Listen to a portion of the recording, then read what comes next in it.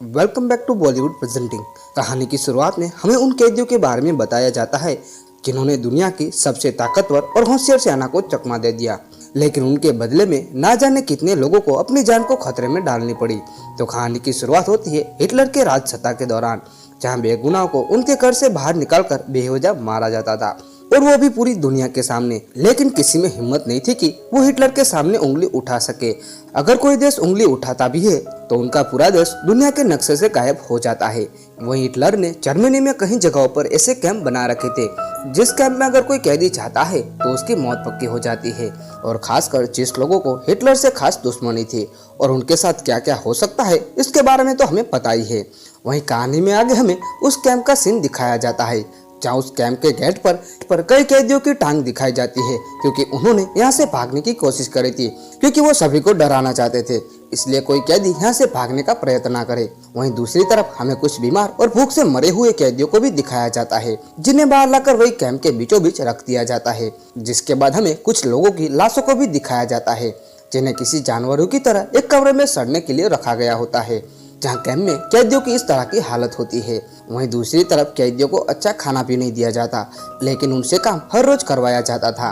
अब इसी तरह के कैंप को पोलैंड के अंदर कई सारे जगहों पर बनाया गया था, लेकिन सबसे ज्यादा यही चर्चे में रहने वाला होता है, क्योंकि यहाँ पर ज्यादा दरिंदगी हो रही थी। वही अगले सीन में हमें हजारों की तादाद में आ रहे नए कैदियों को दिखाया जाता है, जो अभी भी इस कैंप में लाए गए होते हैं। में आने के बाद उन कैदियों को सबसे पहले तो उनके बाल काटे जाते हैं, जिसके बाद उन्हें दूसरे कपड़े दिए जाते हैं और उन सभी को एक नंबर दिया जाता है, क्योंकि इस जगह पर उनको उनके नाम से नहीं बल्कि उनके यूनिक नंबर से पहचाना जाता है, क्योंकि यहाँ पर हजारों की तादाद में कैदियां मौजूद होते हैं और ऐसे में इतने लोगों का नाम याद रख पाना आसान नहीं होता। वही उन कैदियों में हमें दो लोगों को दिखाया जाता है जिनका नाम फ्रेडी और वॉल्टर होता है।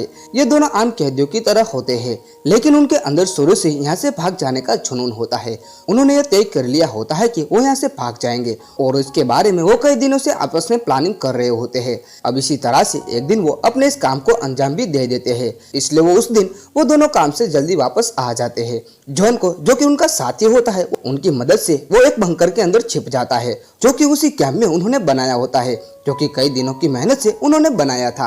अब वो उसके अंदर छिप जाते हैं। वहीं हमें इस मूवी का फ्लैशबैक दिखाया जाता है, जहां हम इन तीनों को देख पाते हैं। यहाँ पर वो लाश वाले कमरे में बैठकर प्लानिंग कर रहे होते हैं कि आखिर उन्हें कहाँ जाना है और वो कैसे कैसे यहाँ से बाहर निकल सकते हैं।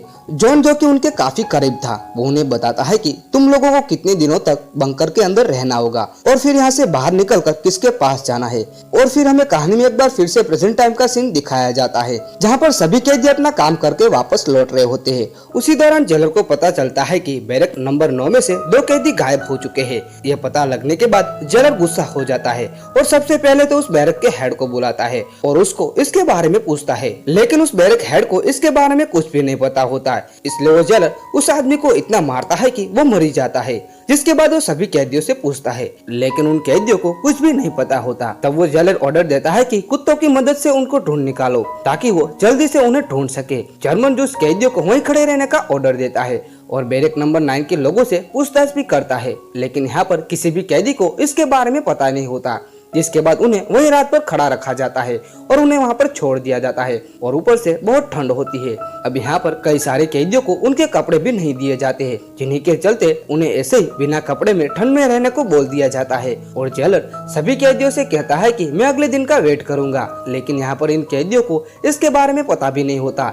इसलिए वो जेलर कुछ लोगों को जंगल में ले जाता है, जहाँ वो उन्हें जमीन में जिंदा ही गाड़ देता है और बस उनकी गर्दन को ही बाहर रखता है और फिर उनसे वही 2 लोगों के बारे में पूछा जाता है। लेकिन यहाँ पर उन कैदियों को इसके बारे में पता नहीं होता। ये बात सुनने के बाद उस ऑफिसर को गुस्सा आ जाता है और उनके सर पर वो घोड़े चलवा देता है, की वजह से वो कैदियों मारे जाते हैं। इसके बाद वो जेलर वापस आ जाता है और उन्हीं खड़े हुए कैदियों से फिर पूछताछ करने लग जाता है। लेकिन यहाँ पर ये तीनों भागने वाले होते हैं, ये बात किसी को भी पता नहीं होती, इसलिए यहाँ पर सभी कैदी ना जवाब देते हैं कि उन्हें नहीं पता। वहीं दूसरी तरफ खड़े हुए कैदियों में से कई सारे तो गिरकर मर जाते हैं और कई सारे ठंड की वजह से, लेकिन उन्हें वहां से उठाया भी नहीं जाता। उस ऑफिसर के दिमाग में खलबली मची हुई थी, उन्हें जल्द से जल्द उन कैदियों को ढूंढना था, क्योंकि अगर इसके बारे में ऊपर बैठे लोगों को पता चल गया तो वो इन ऑफिसर को छोड़ने नहीं वाले थे और वो इसलिए जेलर अगले दिन छानबीन तेज करवा देता है। लेकिन वो दोनों कैदी अभी भी उस लकड़ी के बने हुए बंकर के नीचे छुपे हुए थे। पिछले कई दिनों से उन्हें ना तो कुछ खाया था और ना ही पानी पिया था, लेकिन आजादी की किरण ने उन्हें अभी भी जिंदा रखा हुआ था। तभी उनके पास एक कुत्ता आ जाता है और वो भौंकने लग जाता है। लेकिन यहाँ पर उस कुत्ते को पता चल चुका था कि जरूर कोई ना कोई यहाँ पर मौजूद है, लेकिन इस बात का उसका हैंडलर समझ नहीं पाता और उसे लेकर वहाँ से चला जाता है। कुछ इस तरह से इन दोनों की जान बच पाती है। अब ऐसे ही कई दिन बीत जाने लग जाते हैं, लेकिन किसी को भी इनके बारे में पता नहीं चल पा रहा था। वहीं उन ऑफिसर को जरा भी अंदाजा नहीं था कि वो कैदी बाहर नहीं बल्कि कैंप के अंदर ही छुपी हुई है। वहीं दूसरी तरफ हमें एक जर्मन ऑफिसर को दिखाया जाता है जो एक कैदी को पकड़ कर लाता है और वो उससे कहता है कि मैं जानता हूँ कि तुमने उन दोनों को भागने में मदद की है, लेकिन मैं तुम्हें इतनी आसानी से मारने नहीं वाला हूँ, बल्कि मैं तुम्हें हर रोज थोड़ा थोड़ा करके मारने वाला हूँ। दरअसल वो ऑफिसर उसको बस डराना ही चाहता था, जिससे कि वो उनके बारे में सब कुछ बता दे। लेकिन यहाँ पर उस कैदी को इनके बारे में कुछ भी पता नहीं होता। वहीं उस कैंप में और भी कैदी आते हैं, जिसमें बहुत सी औरतें और बच्चे मौजूद होते हैं, जिन्हें यहाँ पर कैद करके रखा जाता है। लेकिन उन्हीं में से कुछ लोग यहाँ से भागने की कोशिश करते हैं और इसीलिए उन पर गोलियां चलाई जाती है, जिसमें कई सारे लोग मारे जाते हैं। लेकिन यहाँ पर उन्हें कम से कम एक आसान मौत तो मिल गई थी। वहीं कहानी में आगे हमें बैरक नंबर 9 के कैदियों को दिखाया जाता है, जो अभी भी उसी जगह पर खड़े होते हैं और बाकी कैदियों को वहाँ से भेज दिया जाता था। वहीं बैरक नंबर 9 कैदियों को उन्हें बिना खाना पानी के वहीं खड़ा रखा जाता है। पर कुछ देर के बाद वहाँ पर एक ऑफिसर आता है और उन सभी कैदियों को काम पर भेज देता है। लेकिन उनके जाने के बाद हमें 3 लोगों को दिखाया जाता है, जिन कैदियों की भूख और ठंड की वजह से मौत हो चुकी थी। वहीं दूसरी तरफ फ्रेडी और वॉल्टर जिस बंकर में रह रहे होते हैं, वो असल में एक लकड़ी की जगह होती है, जिसके नीचे ये लोग छुपे होते हैं। लेकिन अब वो देखते हैं कि वहाँ पर और भी लकड़ियाँ लाई जा रही थी और उनके ऊपर रखी जा रही थी। इस बात से लेकर वो दोनों डर जाते हैं, क्योंकि अगर ज्यादा लकड़ियाँ हो गई तो यहाँ से बाहर नहीं निकल पाएंगे और इस बंकर के अंदर मर जाएंगे। इसलिए उन्हें सही समय देखकर यहाँ से बाहर निकलना होगा, क्योंकि कुछ ही दिनों के बाद यहाँ पर बर्फ गिरने वाली होती है और ऐसे में लकड़ियों का वजन भी काफी ज्यादा हो जाता है। इधर सभी कैदी काम से वापस लौट आते हैं और उन्हें अपने कैंप में भेज दिया जाता है। लेकिन वो बैरक नंबर 9 के लोगों को फिर से वहीं खड़ा रख दिया जाता है, वो भी खून जमा देने वाली ठंड में। लेकिन यहाँ पर वो ऑफिसर हार नहीं मान रहा था। वो हर रोज वही चीज करता, जिससे कि वो कैदी डर जाए, जिसकी वजह से वो उनके बारे में बता दे। यहाँ तक कि वो उनके सामने कैदी को खड़ा करता है और कहता है कि इससे मैं मार दूंगा अगर किसी ने उनके बारे में कुछ नहीं बताया तो। यहाँ पर उन कैदियों को इनके बारे में पता नहीं होता, इसलिए वो ऑफिसर उसको मार देता है।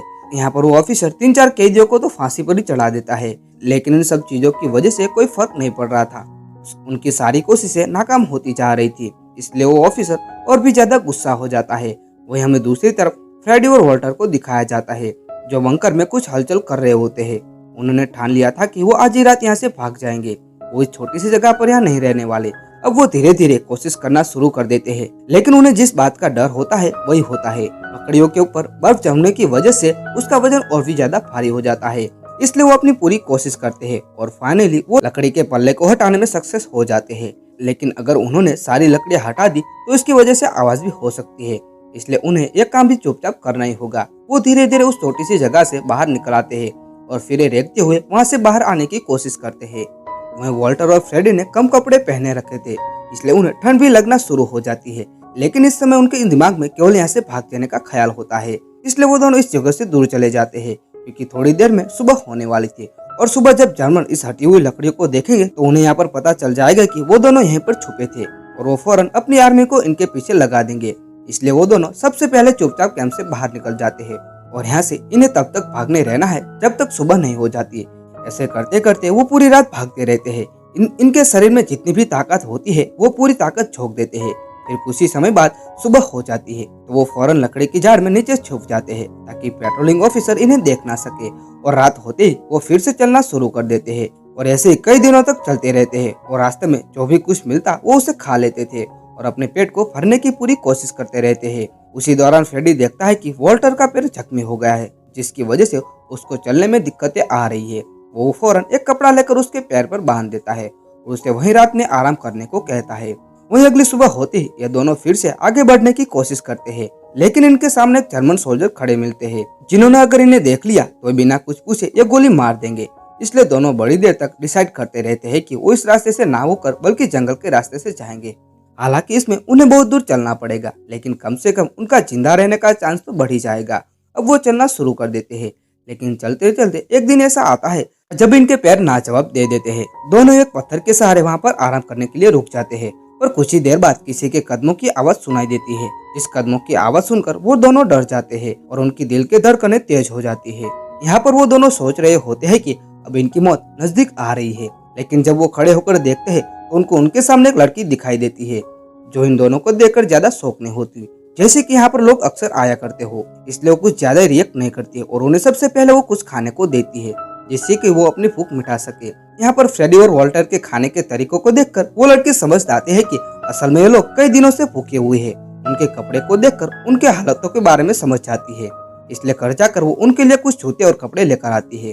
वो उन्हें अपना नाम तो नहीं बताती और उन्हें अभी नहीं बताते है कि वो जूस या जर्मन, शायद उसके लिए ये चीजें मायने नहीं रखती। अगर वो लड़की इसके बारे में सोचती तो फ्रेडी और वॉल्टर को कभी भी खाना और कपड़े नहीं मिलते। कुछ समय के बाद वो लड़की देखती है कि एक जर्मन ऑफिसर उनके काफी करीब आ खड़ा होकर स्मोक कर रहा होता है, इसलिए उन दोनों को एक जगह पर ले जाती है और वहां जाकर उनके बारे में पूछती है। तब फ्रेडी बताता है कि वो सिर्फ कैंप से भागे हुए है और उनके पीछे पूरी जर्मन सेना पड़ी है और उन्हें कैसे भी करके स्लोवाकिया तक पहुंचना है जहां पर वो सेफ जगह पर रह सकते हैं। लेकिन यहाँ पर सबसे पहले उन्हें पोलैंड का बॉर्डर क्रॉस करना पड़ेगा जिसमें काफी खतरा हो सकता है। तो वो लड़की अपने दोस्त से बात करती है और उसे उन लोगों के बारे में बताती है। अब उस लड़की का दोस्त इनकी मदद करने के लिए मान जाता है और इनके साथ अगले दिन को चलने को कहता है। लेकिन यहाँ पर अगर किसी जर्मनी ने इन दोनों की मदद करते हुए देख लिया तो उसे भी मार देंगे। लेकिन यहाँ पर वो इन चीजों के बारे में नहीं सोचता, उन दोनों को कैसे भी करके बॉर्डर करीब ला देता है और फिर अपने घर चला जाता है। लेकिन हमें यहाँ पर दिखाया जाता है कि वॉल्टर के अंदर इतनी ताकत नहीं होती कि वो अब चल सके। लेकिन यहाँ पर फ्रेडी उसे आजादी की लालच देते हुए कहता है कि अगर तुम यहीं पर आराम करने के लिए रुक गए तो वो लोग हमें यहाँ पर आकर मार देंगे और हमारे इतने दिनों का संघर्ष बर्बाद हो जाएगा।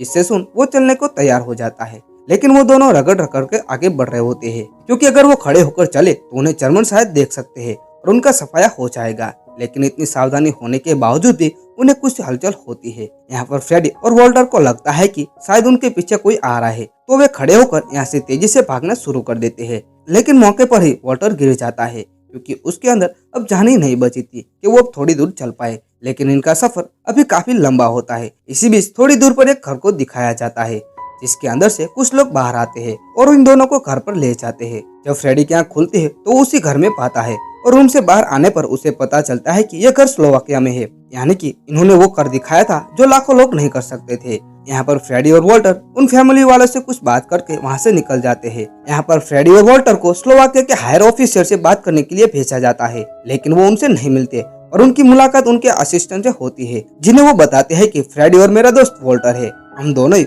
ऑस्विच कैंप से भागकर यहाँ पर आए हैं। हम चाहते हैं कि आपकी सरकार इसके बारे में कुछ कदम उठाए जिसकी वजह से इस तरह के कैंप को बंद कर दिया जाए, क्योंकि अभी भी वहाँ पर लाखों लोग कैद हैं जिन्हें बुरी तरह से मारा जा रहा है। अब अगले दिन इनकी मुलाकात स्लोवाकिया के हायर ऑफिसर से होती है जिन्हें सामने बैठकर वो बताते हैं कि हमने 2 साल उस कैंप में गुजारे हैं जिन्हें दूसरे शहरों से लाकर वहाँ पर कैद किया जाता है और मैंने अपनी बहनों को अपनी आंखों के सामने जलील होते देखा है। मैंने अपने परिवार को भूख से मरते हुए देखा है। मैं चाहता हूँ कि अब इसके बारे में कदम उठाए। लेकिन उनकी बातों को सुनने के बाद सरकार कुछ भी कदम नहीं उठाती। वहीं उस कैंप में सालों तक वैसा ही चलता रहता है। लेकिन जब 1945 में जंग खत्म हो जाती है तो उन सारे कैदियों को आजाद कर दिया जाता है। लेकिन शायद तब तक बहुत देर हो गई थी। जिस तरह के कैंप जर्मनी में काफी जगह पर बनाए गए थे जिसमें तकरीबन 60 लाख से भी ज्यादा लोगों की जान गई है, जिसमें सबसे ज्यादा 5 से 10 साल के बच्चे थे जिन्हें गैस चैम्बर में डालकर मार दिया जाता था। अब कहानी के आखिर में हमें दिखाया जाता है कि जिसमें एक जर्मन ऑफिसर लोगों को चुनता था कि आखिर किस किस को आज मारा जाएगा और वो इतनी आसानी से कर रहा था जैसे कि वो इंसान नहीं बल्कि कोई खेल हो। और इसी के साथ यह मूवी यहाँ पर खत्म होती है। अगर आपको वीडियो पसंद आया हो तो वीडियो को लाइक करना ना भूले।